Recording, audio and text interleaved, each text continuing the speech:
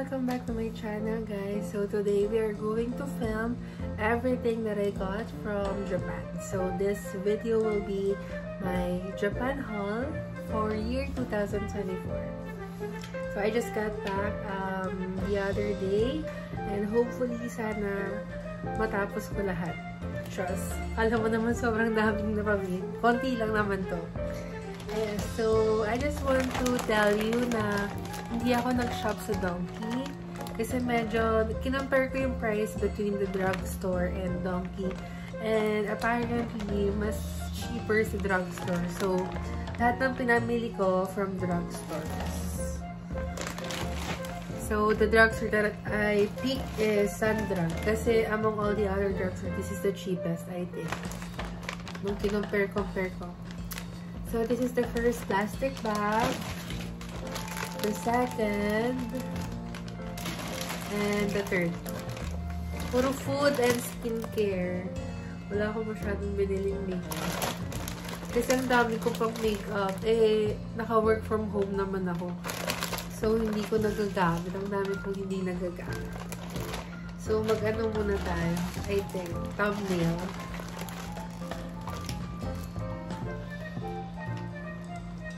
Tapos, I got budol. Pauwi na lang, girl. Nabudol ko talaga. Tchanan! Mamaya, i-share ka na naman. Alright, so let's start with the first bag. So, I think ito muna unahin ko. Okay, let's start. So, namili ako ng 13 KitKat. Ewan ko. Basta iba-iba. Ito, ang mura niya lang sa Sundrug. Sa other drugstore or sa Donkey, ang price niya is 298 or 299 yen. Japanese yen. Pero sa Sundrug store, ano lang, 198. So, ang dami kong pinamili for pasalubongs lang. Ayan, 1, 2, 3, 4, 5. Parang bumili ata akong 13. Napamigay ko na yun. Got this. Ewan ko ano to. Bahala na. Mukha namang masarap. Then, matcha milk for my besties. Because they're such matcha bitches. Ayan. Mas, it's very trending in TikTok. So, kumuha rin ako ng isa. Parang ano lang. Ito? Medicated mouth spray. Wala na, makita ko lang cute. Pang bag. Sana. Ang sarap nito. Grape siya. Na malambot na maliit. Na bilog. Na candy. Tapos I got this sunscreen Dior UV. It's very, trending din in TikTok. It's a must. And then, Dove. Nilan ko lang sila mama and papa ng facial wash. Asan yung isa? Cocando Pills. I don't know if you know this. Pero medyo sikat siya here in the Philippines. Ano siya? Medyo constipated kasi ako. Ewan ko, parang namamaha yung puwet ko doon. So, bumili ako nito. Para mailabas ang mga dapat ilabas. And then, I got this facial wash. Sikat tong brand na to eh. I don't know what it's called, but sikat siya. Ito lang yung facial cleanser na binili ko for myself. Face lotion siya eh, aka toner. The Milano C. Kasi it's very, sikat din in Japan. Tapos I got this, pinabili lang ng sisi ko. Itong Cezanne. I don't know how it's called, how you pronounce it, but this is it. It's a makeup piece. Sobrang ganda raw. So I got two. One for her, one for me, syempre. Hindi ako pwedeng pawala, no? Pero ko to. And I got this for my mom. It's a face, night face.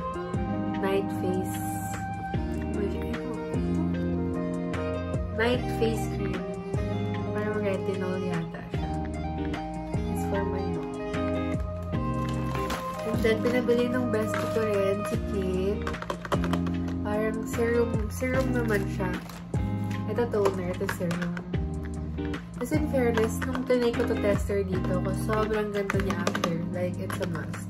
Nagsising ako, hindi ako kumuha for myself. And then, Ito rin, isa pang sobrang trending. The Fino hair mask. I don't know if okay siya, pero bumili ako isa for myself. Tapos sobrang mura niya sa Sandra. Parang to all the other stores, parang $7.99. Sa Sandra, parang nasa ano lang, $648. Of course, kung pumunta ka Japan, di pa nitong mawala. This collagen, very sikat, made by DHC. And yung vitamin C nila. Kasi we must protect our immune system. We must boost. It's a must. Collagen, vitamin C.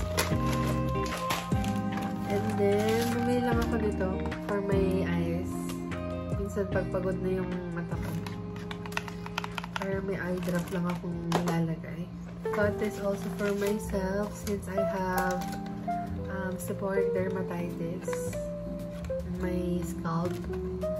Ito yung gamot nila. Yan ko ano yung best brand dun sa parang pharmacist nila sa drugstore. And he recommended this. Okay daw. Hindi ko pa na-try. I'll let you know if okay siya.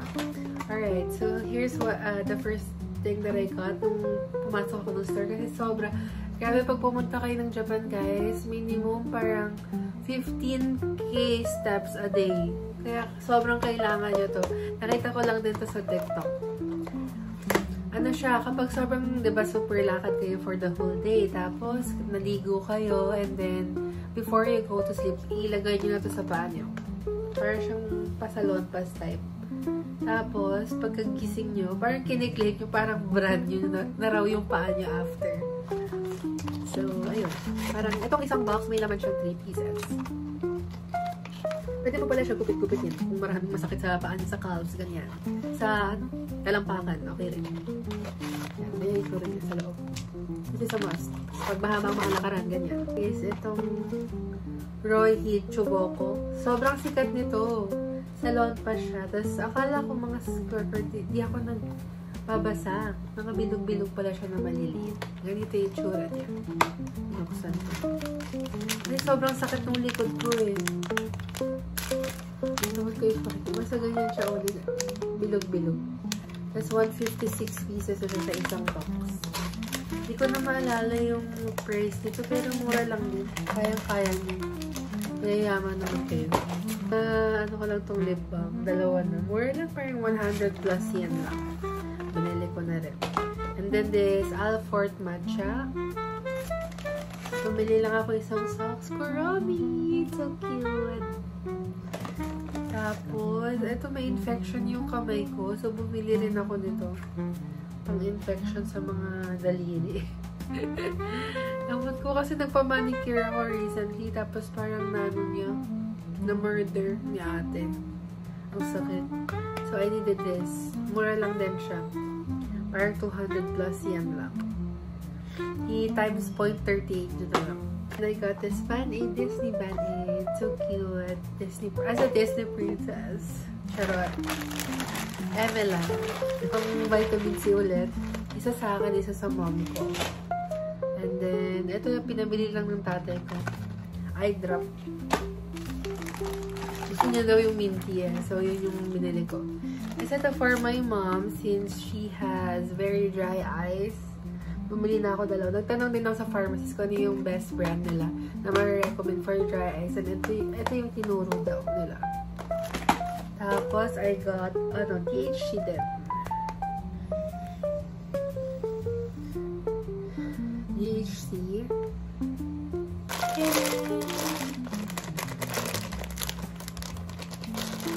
Sana masarap. Medyo mahal to. Parang 1.8. 1.8 yan. Pero sana masarap siya. Para worth it naman ang gastos ko there. Kasi ayoko kunin yung bottle kasi medyo naano ako sa baggage ko. Baka ma-over baggage ako. Anong mga kinuha? Mga parang sampler na lang. Tapos, another lip cream for my mom. So, more KitKat. More KitKat. Strawberry, matcha, and parang biscuit. Biscuit or oatmeal, I don't know. Strawberry, guys. ng strawberry pop. And then, ito ang Hochi Latte. More medicine for my scalp. Ito din, okay din daw. So, kumuha na rin ako ng isa. So, dalawang ganito, tsaka isa nito. Kinuha ko. Vitamin B. Highly recommended yung mga DHC products. Super mabenta siya sa Japan. Tapos, bumili ako mga candy pambag. Pokemon. And then, ito. Ang sarap ng mga candy. Alam niyo, buong stay ko sa Japan, wala akong nakain na hindi masarap. Lahat ng food nila doon masarap. Kasi ito favorite ko. Highly recommended. Nakita ko lang to kay David Gison. Tapos trinay ko siya una sa 7-Eleven. Tapos nilagay ko sa ref para tumigas yung chocolate niya. Sinabi ko, ang sarap! I highly recommend. Ang sarap, guys.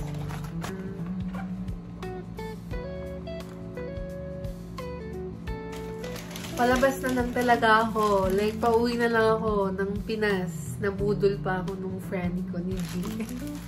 Tumitingin kasi siya doon. So, I got this for myself. Another gift for... Wow! Akala mo naman dessert. So, this is the last thing that I got for myself before going back home to the Philippines. So... Ito nang binili ko. 1, 2, 3.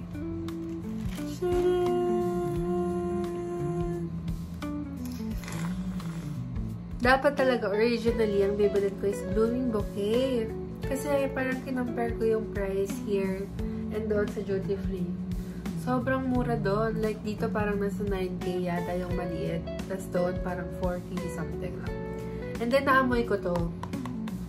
Tinanong ko yung parang sales, nila doon, if this is a new release product.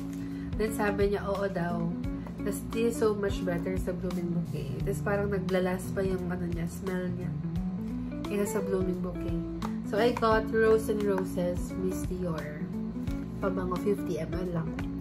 Try muna natin bago tayo bumili ng malaki. Ayun lang. I'm so happy with this purchase. Thank you so much for watching. Bye-bye. On to the next vlog.